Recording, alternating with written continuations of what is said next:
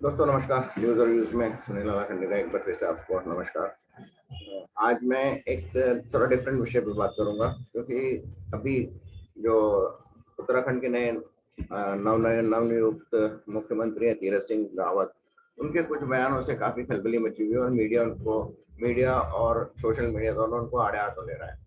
उनके दो बयान, एक तीसरा बयान है वो तो शायद बात की बात है। पहले दो बयान थे, जिसमें पहले बयान में उन्होंने कहा था कि जो फटी हुई जीन्स है उसको महिलाओं को नहीं पहनना चाहिए। हालांकि उन्होंने ऐसा नहीं कहा, उन्होंने ये कहा कि यही संस्कार के हम अपने बच्चों को सिखा रहे हैं, अपनी लड़कियों को सिखा रहे हैं कि फटी हुई जीन्स पहनते हैं। और उन्होंने एक एग्जाम्पल दिया कि वो जब एक एरोप्लेन में जा रहे थे तो एक महिला जो कि शायद दिल्ली की किसी कॉलेज के में डॉक्टर थी और उसके पति प्रोफेसर थे, उन्होंने फटी हुई जीन्स पहन रखी थी और उनको बच्चों को, अपने छोटे बच्चों को साथ लेके जा रहे थे। तो ये उन्होंने अपनी एक राय जाहिर की कि ये आप कैसे संस्कार दे रहे हैं। और कपड़े निश्चित रूप से आपके संस्कारों का एक द्योतक होते हैं कि आप किस तरह के कपड़े पहनते हैं और आपके बच्चों को उससे क्या संदेश जाता है। क्योंकि अगर ऐसा नहीं होता तो भारत में साड़ी नहीं पहनी जाती, घूंघट प्रथा नहीं होती, और या मुसलमानों में बुर्का नहीं होता या हिजाब नहीं होता। ये सब एक संस्कारों की चीज है। हालांकि मैं इसमें विश्वास नहीं करता हूँ कि किसी को बताया जाए, और मैं ये भी मानता हूँ कि उनको किसी ने बताना नहीं चाहिए कि उन्हें क्या कपड़े पहनने चाहिए या नहीं कपड़े पहनने, क्या कपड़े पहनने चाहिए। लेकिन एज अ मुख्यमंत्री उनको भी अपनी राय प्रकट करने की आज़ादी है, तो उन्हें क्यों इस पे इतनी आलोचना हो रही है। और दूसरी बात, फटी हुई जीन्स आप क्या संदेश देना चाहते हैं आज? कुछ लोग कहते हैं कि इट्स फैशन स्टेटमेंट। आप फटे कपड़ों को क्या फैशन स्टेटमेंट बनाते हैं? और दूसरी बात यह है कि जहां तक कपड़ों का सवाल है, कपड़ों पहनकर आप सुंदर दिखना चाहते हैं, आप स्मार्ट दिखना चाहते हैं, यानी जो आपके शरीर की कमजोरियां हैं, जो आपके शरीर की कुरूपता है, उसको आप छुपाना चाहते हैं, और उससे ताकि आप एक प्रेजेंटेबल हो सके। तो क्या फटे कपड़ों में आप प्रेजेंटेबल लगेंगे? ये एक सोचने वाली बात है।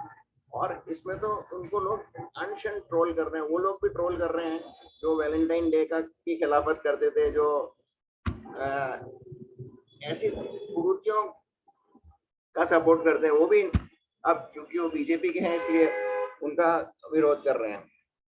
तो मैं नहीं मानता। ओशो का जहां तक सवाल है, उन्होंने कपड़ों के बारे में कहा था कि कपड़ तो हम दूसरों की आंखों पर पर्दा डालने के लिए पहनते हैं, अपने शरीर को छुपाने के लिए नहीं पहनते हैं।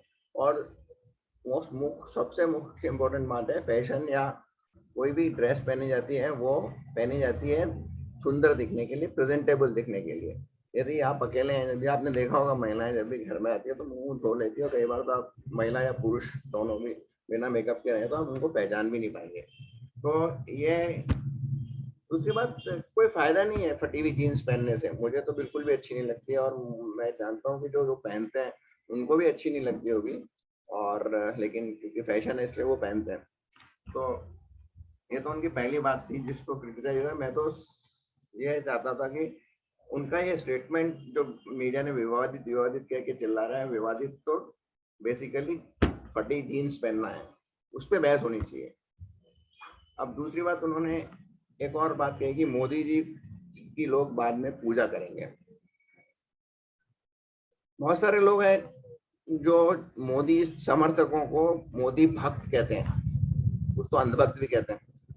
अब आप जब मैं सपोज करो, मैं भी अपने आप को मोदी भक्त मानता हूँ। अगर मैं भक्त हूँ तो मैं किसी की पूजा करूंगा, मैं जिसका भक्त हूँ। जब आप मेरे को भक्त कहते हैं, इसका मतलब मैं उस व्यक्ति की पूजा करता हूँ जिसका मैं भक्त हूँ। तो जब सारी दुनिया, सारे बीजेपी सपोर्टर्स को मोदी भक्त कह रही है, मतलब उनको स्टेटमेंट दे रही है कि वो लोग मोदी की पूजा करेंगे, तो फिर तीरथ सिंह रावत ने नया क्या कह दिया? उन्होंने ये तो नहीं कहा कि उसकी चाटुकारिता करेंगे, उनके तलवे चाटेंगे, जैसे कि एक दूसरी बात इस देश की बहुत बड़ी पार्टी में किया जाता है। वहां तो उसके एक बहुत बड़े नेता और एक प्रदेश के मुख्यमंत्री, उन्होंने तो ये कहा था कि उनके नेताओं के मूत पीने के लिए लाइन लगती है। तो फिर इसमें गलत क्या है? तीरथ सिंह रावत ने जो कहा कि लोग मोदी की पूजा करेंगे, करते हैं, मोदी पूजनीय है इसलिए उसकी पूजा करेंगे। ज्यादातर लोग जो मोदी के समर्थक है और वो देश के लिए मोदी ने काफी किया है। यदि राहुल गांधी देश के लिए अच्छा करेंगे, पूजने लायक होंगे, तो राहुल गांधी को भी पूजा जाएगा, सोनिया गांधी को भी पूजा जाएगा। आप बता दीजिए उन्होंने मोदी के मुकाबले में क्या काम किया कि उनकी पूजा की जाए। तो ऐसा नहीं है।